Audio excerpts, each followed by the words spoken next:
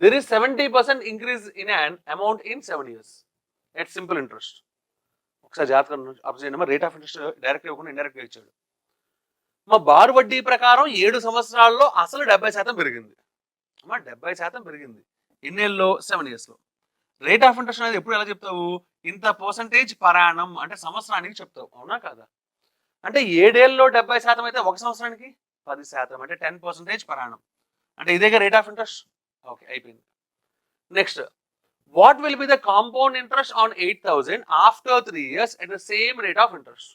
ఓహో, 7% వార్షిక వడ్డీ రేటు చొప్పున 3 ఏళ్లలో ఎంత చక్ర వడ్డీ వచ్చిందని అడుగుతున్నాడు, అవునా కదా? చూడండి, అయితే అదే వడ్డీ రేటు చొప్పున అంటే ఆ 10% వడ్డీ రేటు చొప్పున చక్ర వడ్డీ ప్రకారం 8,000కి 3 సంవత్సరాల్లో వచ్చే వడ్డీ ఎంత?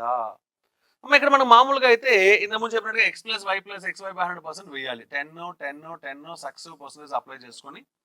అయితే మీకు క్లాస్లో మేము ప్రాక్టీస్ చేయించినప్పుడు 10 10 అంటే 21, 10 10 10 అంటే 33.1, 10 10 10 10 4 సార్లు అయితే ఒకవేళ 46.41 అని మేము ప్రాక్టీస్ చేయించేసి ఉంటాం, అవునా? మేము ప్రాక్టీస్ చేయించింది మీకు పొరపాటు కనుక గుర్తుంటే మీ ఆన్సర్ డెడ్ ఈజీ. చూడండి, 33.1% of the principal, that is 8,000. Okay, అంటే 33.1 by 100 ఇంటూ 8,000. 0000 క్యాన్సిల్, ఈ డెసిమల్కి ఈ 0 క్యాన్సిల్, అవునా కాదా? చూడండి, ఈ 0 తీసేస్తున్నాను, ఇక్కడ కూడా ఈ డెసిమల్ తీసేస్తున్నాను. సో ఇప్పుడు 331 8తో మల్టిప్లై చేస్తే 8 1s are 8, 8 3s are 24, 8 3s are 24 plus 2 అంటే 26, అంటే ఆన్సర్ ఇస్ 2648. అంటే ఎన్నో ఆప్షన్? Fourth option. కాదు కూడదు అంటే ఇక్కడ ఫార్ములా అప్లై చేయండి. 10 plus 10 చూడండి, 10 plus 10 into 10 by 100.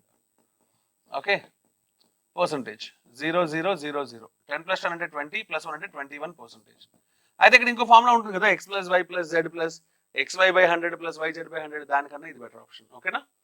Next one, ఈ రిజల్ట్ ని దీనికి సక్సెస్ అప్లై చేయండి. 21 plus 10 plus 21 into 10 by 100. Okay, percentage.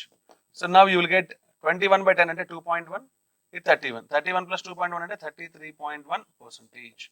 Okay, so 33.1% ఎలా వచ్చిందో అర్థమైందా? అది చేసే పద్ధతి.